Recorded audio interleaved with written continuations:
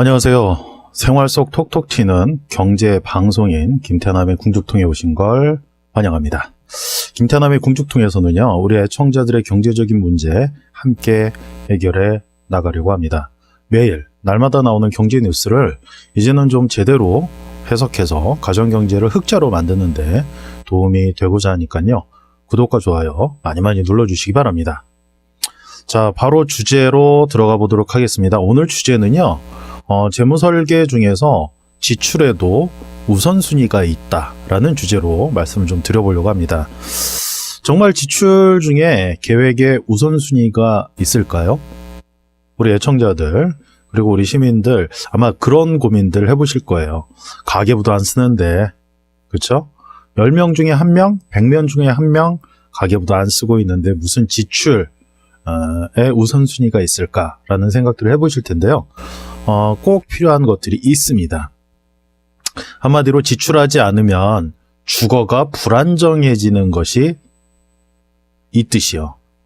재산세, 월세, 그리고 관리비, 전기세, 수도세, 도시가스비가 있죠. 한국의 가정경제 적자의 주범인 주택담보대출도 있습니다. 재산세를 내지 않으면 어떻게 되죠? 압류가 들어오죠. 반드시 내야 합니다. 월세를 내지 않으면 어떻게 돼요? 쫓겨나죠. 그리고 전기세, 수도세, 도시가스비 내지 않으면 어떻게 되죠? 끊겨서 얼어 죽고 뭘 해먹지도 못하고 일상생활이 안 됩니다. 그쵸? 그러니까 집에서 살기가 어려워지는 거예요. 겨울엔 또 정말 추워서 얼어 죽습니다. 그리고 대출 원리금 갚지 않으면 어떻게 되나요? 평생 모은 재산이 경매로 날아갑니다. 경매로 날아가요. 그렇죠? 세금을 못 내면 공매로 날아가요. 공매로. 이런 지출들은 반드시 어쩔 수 없이 해야 됩니다. 그렇기 때문에 이런 어쩔 수 없이 나가야 되는 것들은 최소한 줄여내야 되겠죠. 왜? 그걸 많이 냈다고 해서 우리들의 만족도, 삶의 질이 높아지는 게 아니니까 말이죠. 자, 그렇다면 이 중에서 인생계획에 들어가는 항목이 뭐가 있을까요? 주택 마련을 위한 담보대출 받은 것 하나입니다. 대출 원리금을 20년, 25년 정도 상환을 하고 나면 어떻게 돼요? 그 주택은 내게 되죠. 내게. 하지만 빚이 있는 한 방 한 칸과 거실은 은행 겁니다. 안방이 은행 거일 수도 있어요. 그렇죠? 그리고 대출이 있는 한 직장을 다니든 안 다니든 매달 대출 원리금을 내야 돼요. 직장을 안 다닌다고 대출 원리금을 안 내나요? 직장을 안 다녀도 실직 상태에 있어도 대출 원리금은 꼬박꼬박 내야 됩니다. 실직했다고 해서 대출 원리금을 안 낸다? 그러면 어떻게 돼요? 경매 또는 공매로 넘어가죠. 일단 경매로 넘어가겠죠. 전 이런 측면에서 실직한 사람들을 대상으로 해서는 대출 원리금을 유예하는 그런 제도도 한번 만들어 봄직하지 않을까. 그러면 이상한 사람들이 이걸 활용할까요? 어쨌든 이런 생각도 해봅니다. 우리 서민들 너무 힘들기 때문인데요. 유동성 자산이 있거나 매달 소득이 그래서 존재해야 되는 겁니다. 매달 소득이 있어야 원리금 상환을 하고 이러한 고정적인 지출들을 낼 수 있는 원천적인 힘이 있는 거죠. 그런데 문제는 뭐냐면 이 소득 관련돼서 소득이 굉장히 불안정해져 가고 있습니다. 고용도요. 1997년 IMF 외환위기 이후에 양질의 일자리인 정규직은 사라지고 지금은 대기업에서 다 외주를 주고 비정규직을 쓰고 있습니다. 그래서 지금 비정규직이 굉장히 많아졌어요. 노동자들의 50% 정도가 비정규직이라고 할 정도로 굉장히 비정규직이 많아지고 있습니다. 이런 상황에서 매달 꾸준한 소득 만들어낸다는 거 쉽지 않죠. 게다가 그 소득도 정규직에 비해서 월급이 반토막 나 있거든요. 그러면 97년 전보다 반토막 난 월급으로 살아가야 되는 거예요. 그만큼 물가는 올랐는데.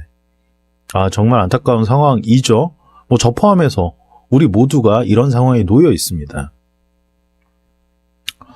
따라서 소득을 일으키는 거, 소득을 발생시키는 것은 정말 우리 서민들한테는 어마어마한 가공할 만한 노력이 필요한 겁니다. 수모도 참아야 되고요.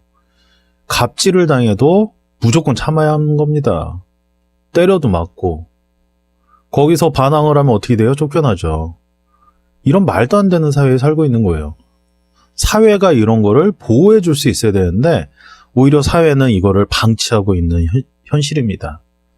따라서 우리 애청자와 우리 시민들이 함께 이런 부분도 같이 사회적인 이런 분위기를 고쳐 나갈 때 이런 문제가 일어나지 않게 되는 겁니다.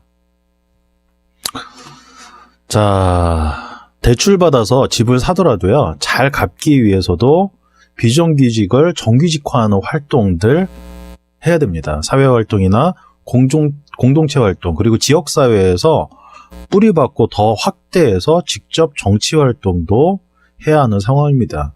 2016년 촛불 혁명 이후에 간접정치에서 직접정치로 변화를 시키고 있는데 전 국민의 삶의 질을 고양시키는 어떤 모습으로 변하고 있거든요. 직접정치를 통해서. 가정경제가 좋아지는 것도요. 개인 혼자서 잘한다고 잘났다고 해서 되는 게 아닙니다. 각자가 잘 해야 되지만 공동체와 함께 사회적으로 그거를 같이 만들어 나갈 때야 비로소 성공하죠. 개인의 재무 설계가 그동안 대부분 다 실패했거든요. 왜 실패했게요? 개인이 아무리 노력해도 안 되는 부분이 있어요. 사회적으로 제도적으로 받쳐줘야 되는데 그 부분들이 지금 현실적으로 안 되고 있습니다. 우리 고등학교 교육비도 많이 나가고 있죠. 1년에 200원 나가요. 그렇죠? 학원비 빼고도. 이거 굉장히 서민들한테 부담스러운 겁니다. 200이면 뭐예요? 한 달 월급이에요. 한 달 월급. 그렇죠? 그리고 자영업자들 요새 뭐 최저임금, 언론에서는 최저임금 갖고 장난치는 그런 기사들을 많이 쏟아내는데요. 자영업자들한테도 추가적으로 지출해야 되는 게 있습니다. 이거 안 내면 이분들은 장사를 못해요. 뭘까요? 건물주에게 바쳐야 하는 월세죠, 월세. 사실 이 임대료 때문에 영업은 자영업자가 하고 이익은 누가 가져가요? 자영업자가 못 갖고 가요. 건물주만 갖고 갑니다. 건물주를 위한 장사를 하는 게 아닐까라는 의심이 들 정도입니다. 장사를 왜 해요? 자기가 먹고 살기 위해서 하잖아요. 하지만 대부분은 건물주를 위해서 장사하는 경향들이 있습니다. 그러면서도 건물주한테 꼼짝을 못해요. 지금 건물주가 갑질하는데 결국 같은 노동자들 소득을 조금 올려주면 장사하는 데 와서 먹잖아요. 하지만 최저임금도 못 받는 사람들, 최저임금만 받는 이렇게 가장 약한 측면에 있는 이 노동자들, 알바생들, 그렇죠? 이들을 공격해서 최저임금을 더 낮추고 못 올리게 하고 오히려 건물주한테는 월세 더 올려주고 이런 말도 안 되는 일이 이 사회에서 지금 벌어지고 있는 겁니다. 바로 이 임대료 때문에 자영업자가 망해가고 있는 거예요. 이럴 거라면 굳이 장사를 할 이유가 없죠. 왠지 아세요? 통계에서도 자영업자의 50% 이상이요. 월 200을 못 갖고 가요. 자, 월 200을 못 갖고 갈 바에는 자영업을 할 이유가 없잖아요. 그렇죠? 건물주만 좋은 일 시켜주고 본인은 먹고 못 사는 거예요. 상황 이 정도면 사실은 자영업 때려치는 게 낫겠죠. 물론 자영업을 때려친다고 해서 양질의 일자리가 있는 건 아닙니다. 이거는 다시 다른 주제로 할 때 요 말씀도 드리겠는데요. 일자리를 만들기 위해서 우리가 어떻게 해야 될 건가? 일단 지역에서 각자 선자리에서 노력해야 되는 부분이 반드시 있지만 제도적으로 그게 뒷받침되지 못하면 일자리가 만들어졌다가도 1년도 안 돼서 사라집니다. 똑같아요. 따라서 이런 부분들 같이 공부해 나가고 뭔가 성공시켜내는 그런 모델이 있다면 우리 서로 소개시켜주고 그렇게 준비를 해 나가야 됩니다. 이거는 경쟁이 아니라 협력하는 그런 분야일 수밖에 없습니다. 또 하나는 국민건강보험, 국민연금이 굉장히 필수적으로 나가야 되는 겁니다. 예를 들어서 국민건강보험료를 연체하잖아요. 그러면 건강보험 혜택을 받지 못합니다. 받았던 혜택도 토해내야 되고요. 이것도 집에 압류 들어옵니다. 그래서 이거는 경매가 아니라 공매, 못 갚으면 공매로 넘어갈 가능성이 높죠. 안타까운 상황입니다. 그리고 자영업자한테는 이게 굉장히 큰 부담이기도 해요. 하지만 사실 건물주한테 내는 월세를 좀 줄여내고 그게 이제 부동산 가격이 그래서 안정돼야 되죠. 그러니까 폭락하는 게 아니라 서서히 아주 조금씩 안정화가 돼야 돼요. 그래야 한국 사회의 경제가 연착륙할 수 있거든요. 그렇게 되면 월세가 안정적으로 낼 수 있는 상황이 되고 최저임금은 올라서 노동자들이 와서 그렇죠? 매장에 와서 뭔가 물건을 사고 하는 선순환이 이루어지면 국민연금, 국민건강보험은 더 쉽게 낼 수 있는 거죠. 이렇게 많은 분들이 꼭 내야 되는 것들이 있습니다.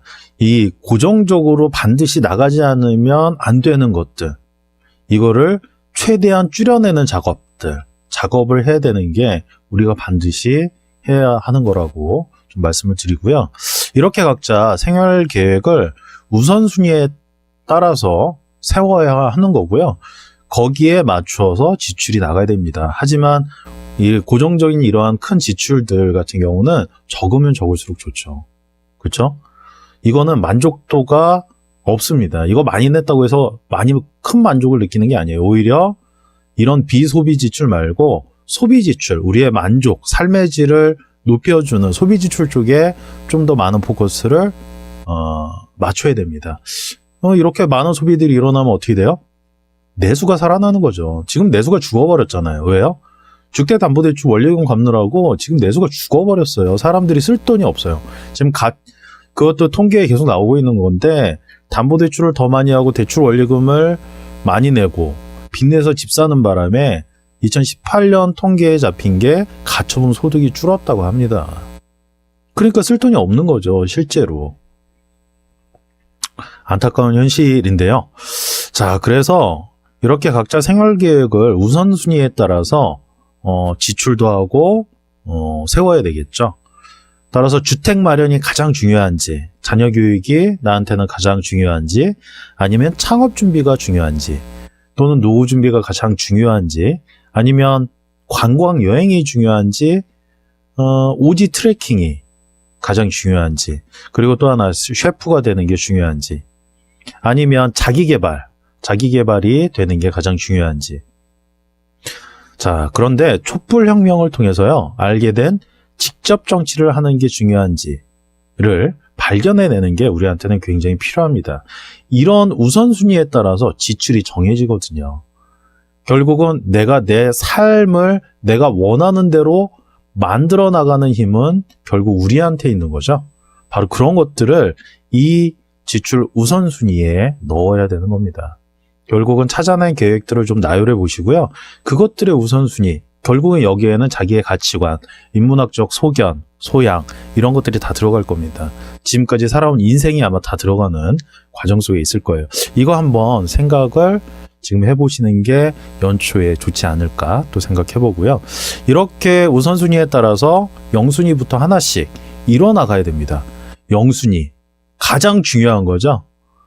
5순위부터 하는 게 아니라 0순위부터 1순위로 0순위 해내면 1순위 그 다음 해내고 2순위 해내고 이렇게 하나씩 해내다 보면 우리의 만족도는 올라가겠죠. 그러면 삶의 질이 높아지고 뭔가 성취해 나가는 그 힘이, 승리해 나가는 힘이 매일매일 생기게 될 겁니다. 또한 우선순위에 따라서 0순위, 1순위가 아니라요, 비중을 나누어서 동시에 진행할 수도 있습니다. 시간이 흐르면서 새롭게 찾아내는 계획들이 또 나오거든요. 그렇기 때문에 기존에 있던 계획과 함께 다시 우선순위를 매년 또는 반기마다 정리해 보는 것도 우리의 삶을 좀 더 풍부하게 만들어낼 수 있지 않을까. 그리고 그 성취를 통해서 승리감을 느끼고 그 승리를 통해서 축적이 되면서 다음 계획을 또 이뤄낼 수 있는 그런 힘도 같이 만들어지지 않을까 생각이 듭니다.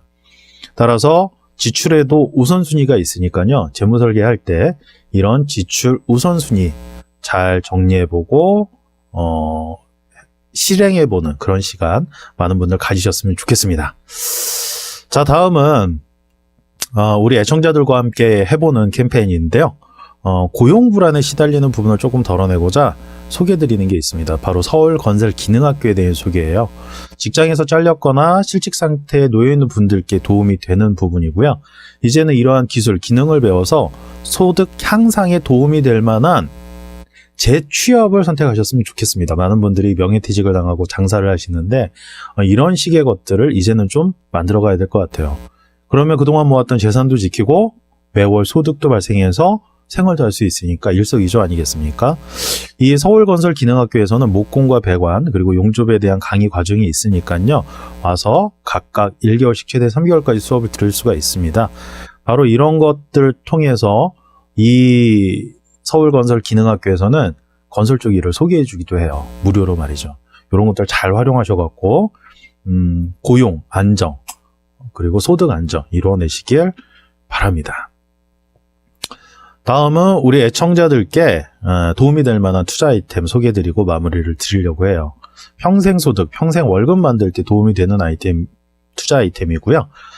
바로 매월 저작권료가 발생해서 추가 소득을 받게 되는 아트테크, 미술작품 재테크가 그겁니다. 문화생활도 충분히 누리고 수익도 챙기는 일석이조의 즐거운 투자 아이템이죠. 이 국내에 있는 아트센터를 통해서 직접 구입하기 때문에 합법적이어서 안전하고요. 투자의 최소 금액은 1,000만 원부터 시작하기 때문에 누구나 할 수가 있습니다. 그리고 기간도 1년이라 짧아서 부담이 없고요. 이렇게 작품을 구입하면서 저작권이 넘어오기 때문에 매달 저작권료가 발생해서 추가 소득을 받는 구조입니다. 이로 인해서 노후 생활에 보탬도 되고요. 재산 증가 속도도 빨라지기 때문에 큰 도움이 됩니다. 많이 활용해 보셨으면 좋겠고요. 이와 관련해서 궁금한 분들이 계시거나 재무 상담 문의하실 때는 제가 운영하는 다음 카페가 있습니다. 김태남의 궁죽통이라고요. 여기에 회원으로 가입하셔서 우수회원 요청해 주시면 되겠습니다. 그러셔야만 국내 투자 상품 소개란 들어가실 수가 있고 거기서 다양한 내용들 발견해 보실 수 있을 겁니다. 그리고 문의도 남기실 수 있어요. 그리고 다음 카페에 연락처가 있습니다. 연락처를 통해서 문의하실 때는 반드시 문자로 남겨주세요. 그래야 제가 연락을 취할 수가 있습니다. 여기서도 연락처를 말씀드리자면 010-2732-0233입니다. 그리고 문의를 문자로 남기실 때는 성함과 현재 상황 그리고 저축과 투자 상품의 비중을 어떻게 하고 싶은지를 적어서 보내주시면 양질의 상담이 가능하니까 그렇게 해주시면 고맙겠습니다. 자, 오늘 방송 어떠셨나요? 유익하셨나요? 그렇다면 구독과 좋아요 많이 눌러주시고요. 다음 시간에 더 좋은 내용, 더 알찬 내용 준비해서 찾아오겠습니다. 오늘은 여기까지입니다. 이만 안녕.